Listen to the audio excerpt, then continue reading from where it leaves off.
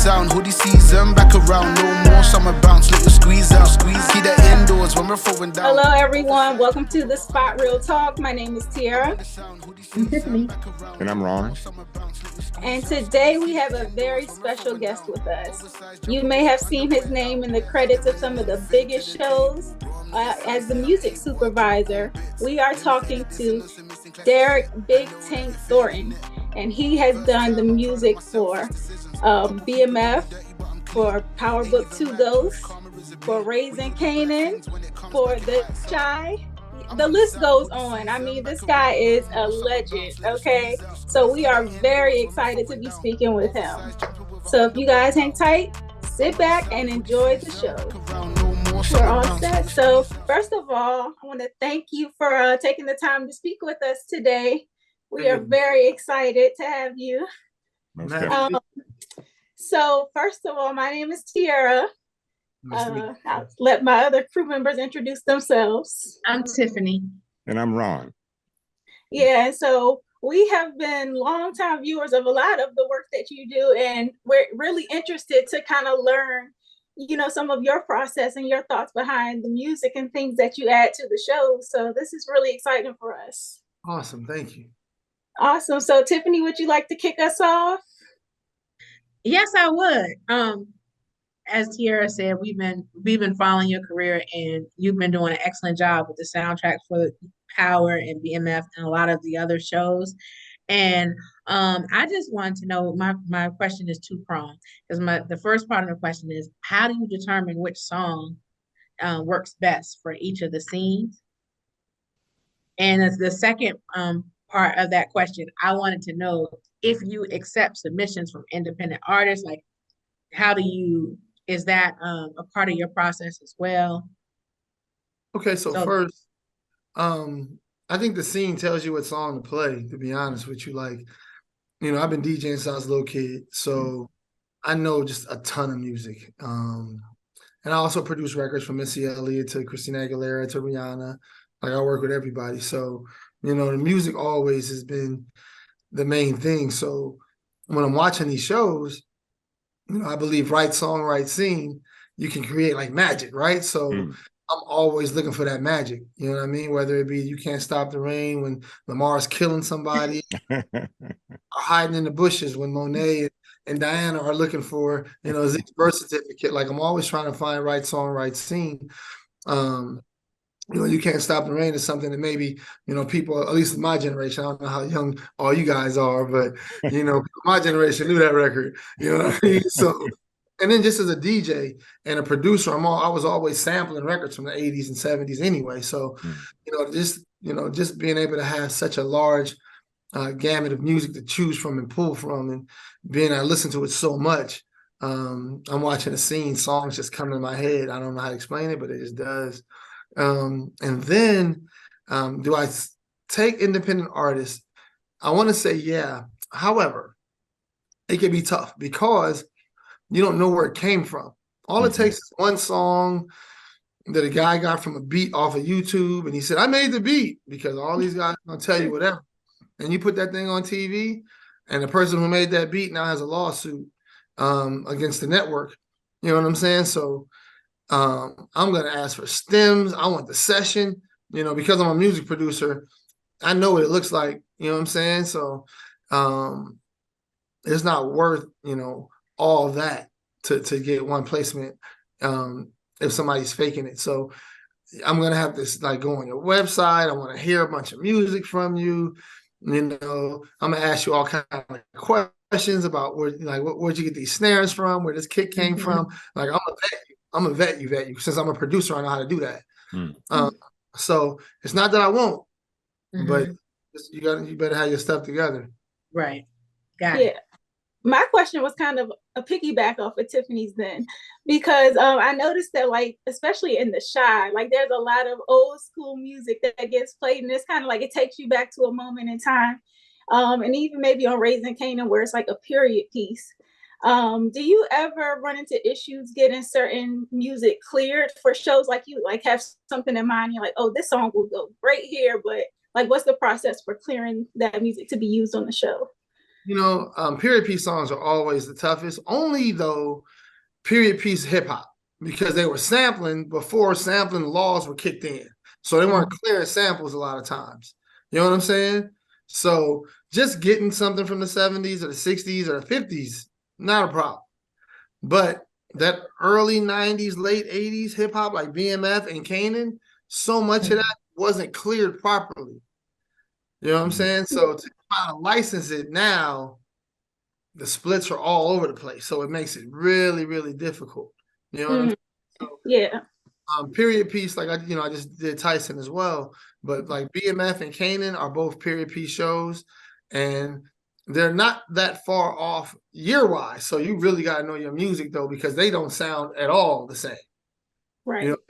88, 87, 89, those kicks and snares were completely different than the ones 92, 93, 91, you know what I'm saying? So you got to really know the different types of music and the texture and the synths they were using and the keyboards they were using.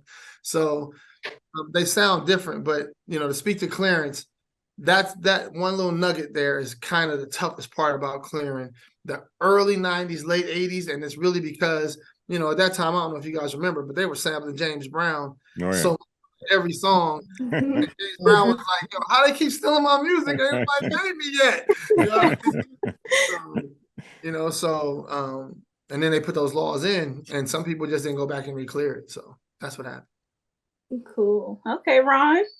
Well, first let me say, brother, nobody can touch you. Okay, let me just say that first of all, you are the untouchable. Okay. Thank you. And I also understand. I do a little production with our little YouTube group. It's nothing like you, but I do our music productions for the intro and the end. And it comes from the heart, man. You can hear something, and it just strikes you. And I'm sure that's probably you may say something very similar to that, although you are more in depth. But my real question is, how were you able to infiltrate Hollywood's inner workings and produce such mega shows that you've been able to do? I mean, and you're still a young man, so I'm just trying to glean a little information from you on how you were able to do that. First, I'm older than you think.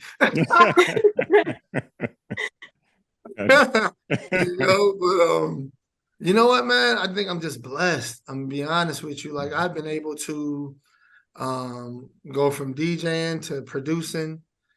And then when I was working with Christina Aguilera, Ron Fair found out I had a degree.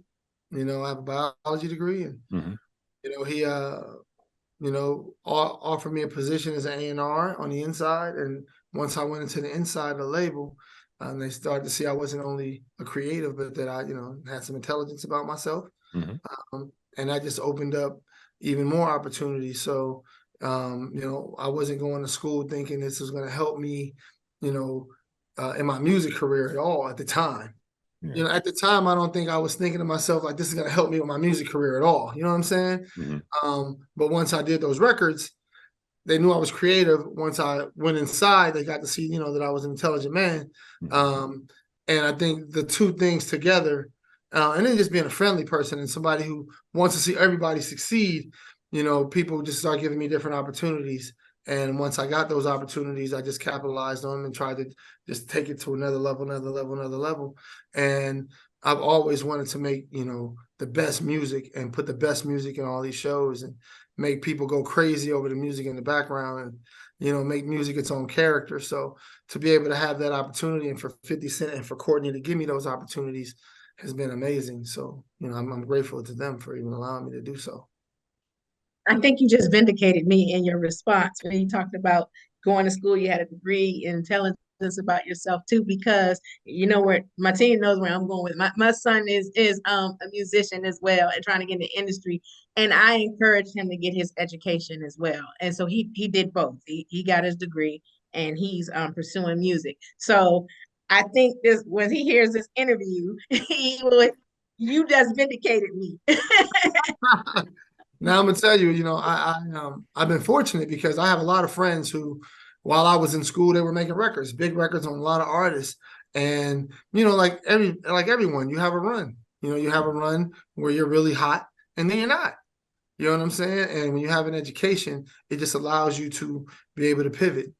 And I've been able to pivot, into different areas and do things that, now I bring those guys in with me though. Like, so a lot of the music you hear on these shows are guys who've been producing records for 10, 15 years. You know what I mean? And now their music's on TV. So we're still giving those opportunities to those people. So that's what I'm trying to do. Excellent. Now I have a question for you too. With all that's going on currently in Hollywood with like the writer's strike and whatnot, I know that's starting to trickle down and affect everyone. So what can you speak to about that? And is there anything like us as viewers we can do to contribute to the cause? You know what? I mean, like, I'm still working. Fortunately, I'm still working. I'm mixing BMF tomorrow, and I'm mixing an episode of Ghost the next day. So usually I have like 6 or 7 shows going at a time, but right now I only got 2 or 3. So I'm still working, but of course I'm in full support of everybody getting as much money as they can, but also understanding that we have to make sure that everything's affordable too. So I'm standing with the with the creatives, of course, but also understand that the networks are they have a job to do and they make money and they got to distribute it as they and allocate it as they see fit. So it's a tough situation all the way around. I just hope it gets worked out soon because for me I'm okay, but there's a lot of people who may be struggling right now, so I'm praying for them. Mm-hmm. Well, of all the experiences that you've had in music, DJ, composer, what else?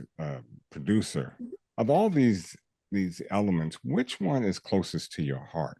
Ooh. Man, that's a tough man. No, seriously.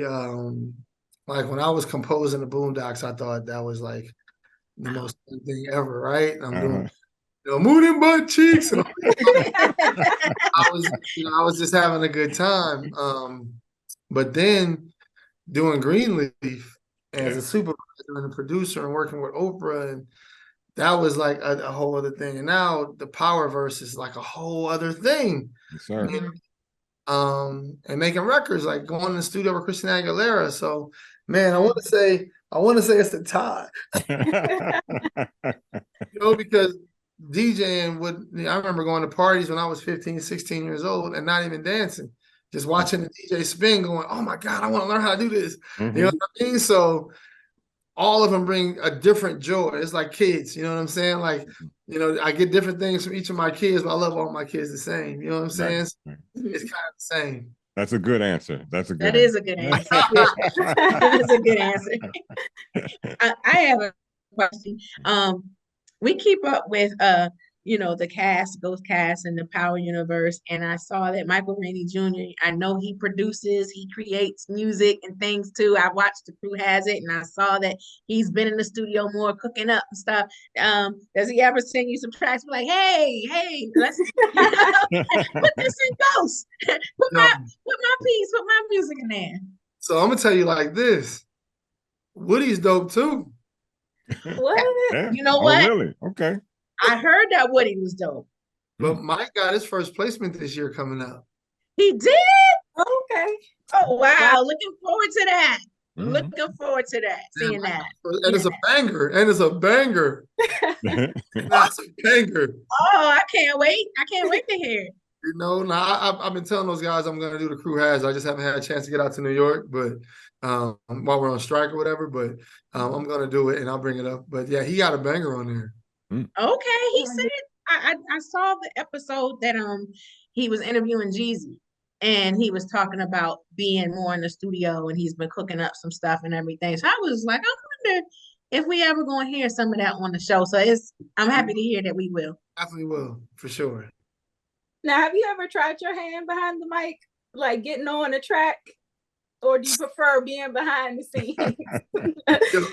So there's a Christina Aguilera record that I did where I'm talking at the very beginning for like 2 seconds. And that's about it.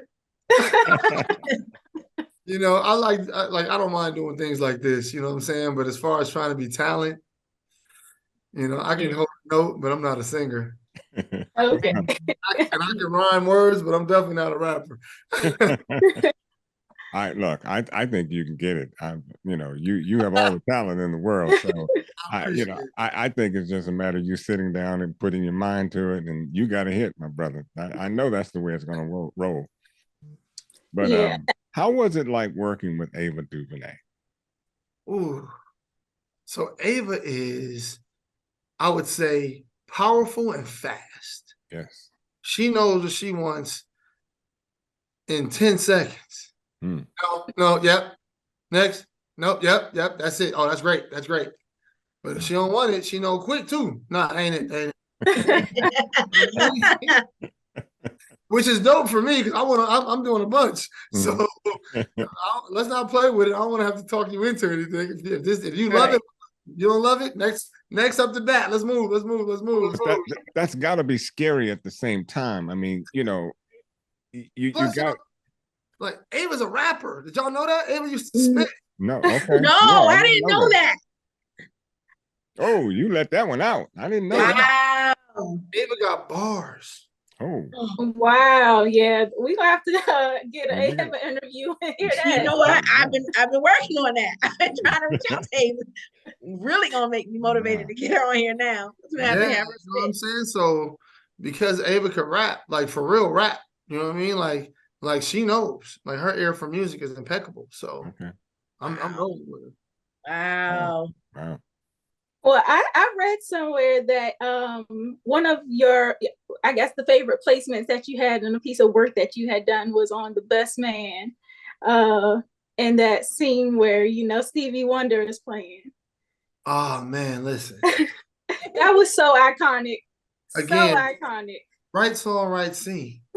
You know what I mean? Even when the record starts skipping and they stop kissing, because it's about to go down, you know what I'm saying? But there are certain songs, the way Spike Lee used Change Gonna Come on Malcolm.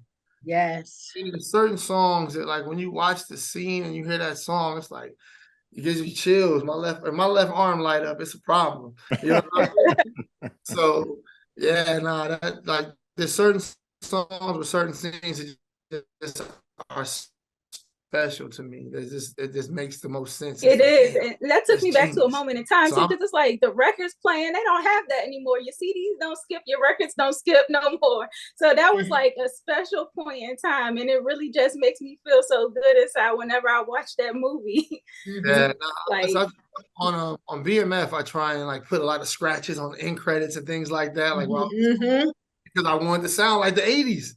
I mean, I want to sound like that time period. So when we can bring some nostalgic, feelings into these things, oh man. Watch when y'all hear Kanan this year coming up too.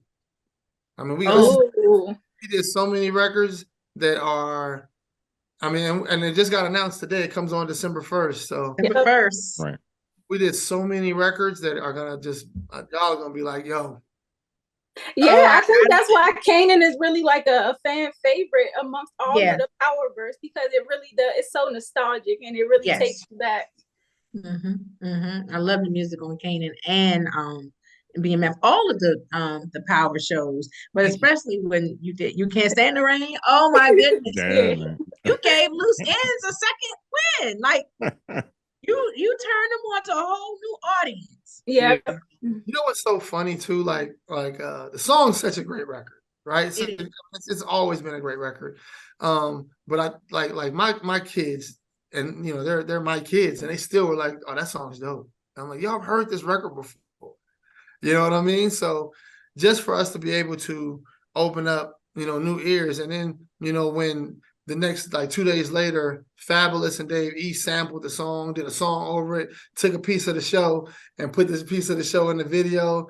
It let me know like they're paying attention too. So now we're touching a culture. When you start getting rappers and singers and whatnot to use the stuff that you put in shows, man, it makes you feel like, let's go. You know what I mean? It feels good. Let me take that because it went viral. Very much. Let me take you into an imaginative state here for a moment.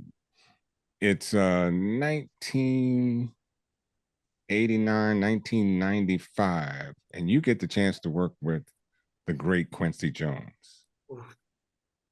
Let me hear what you would have. Let me hear your response to that. What would that be like? I mean, he's the greatest producer of all time. So Yes, sir. just to be able to sit there, I mean, you saying work with Quincy Jones. I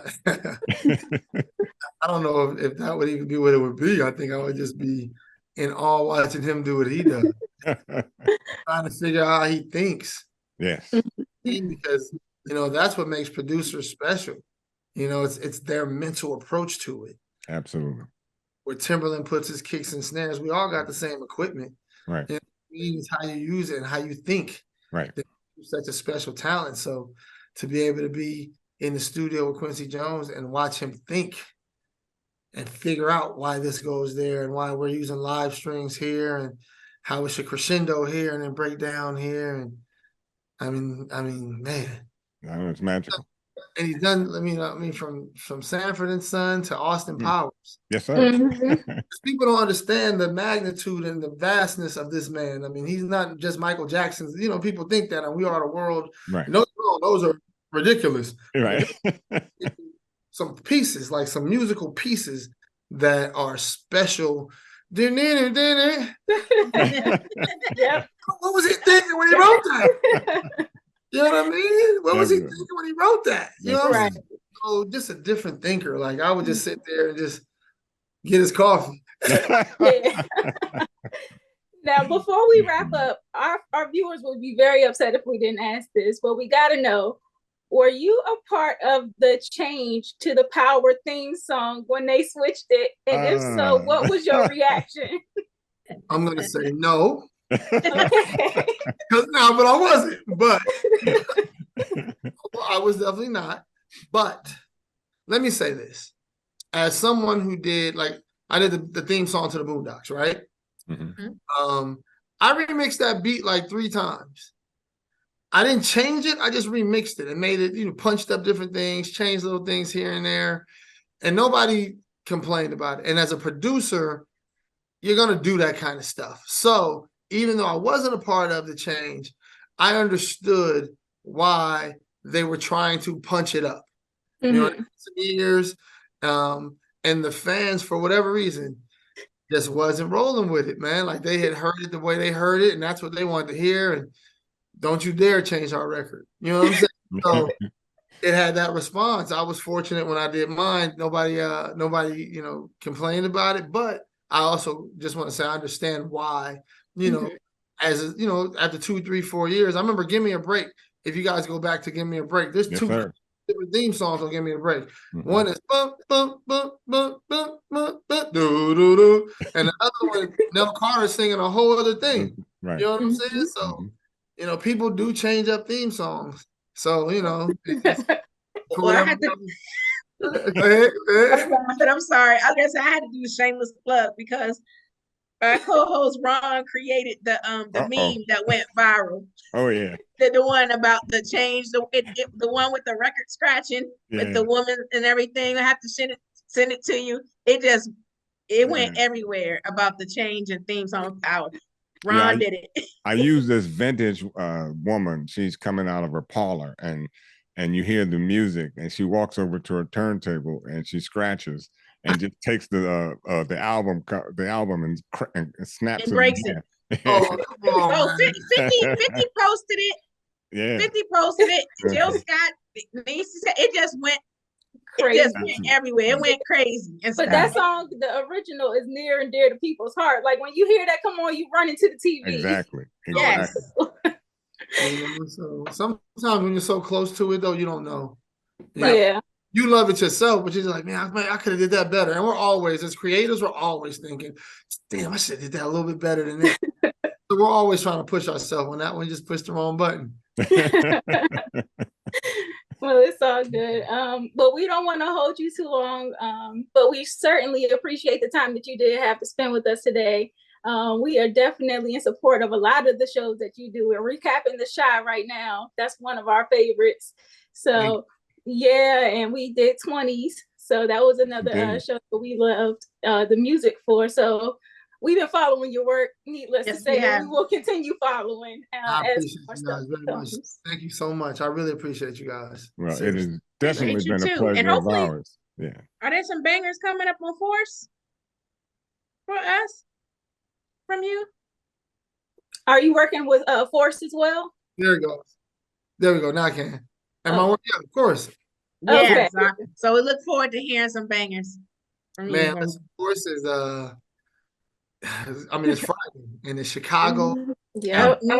So I already know G-Herb, Derryck, and everybody else. It's house music, it's two-step music. Yes. Like we went there. So I want y'all to, just sit back and enjoy. We're about to take y'all on a ride. I can't sit back. I get up. I can't sit back. Yes. I love it. Well, thanks again, and we look forward to watching your work in the future. Definitely. Thank you so much. Thank you.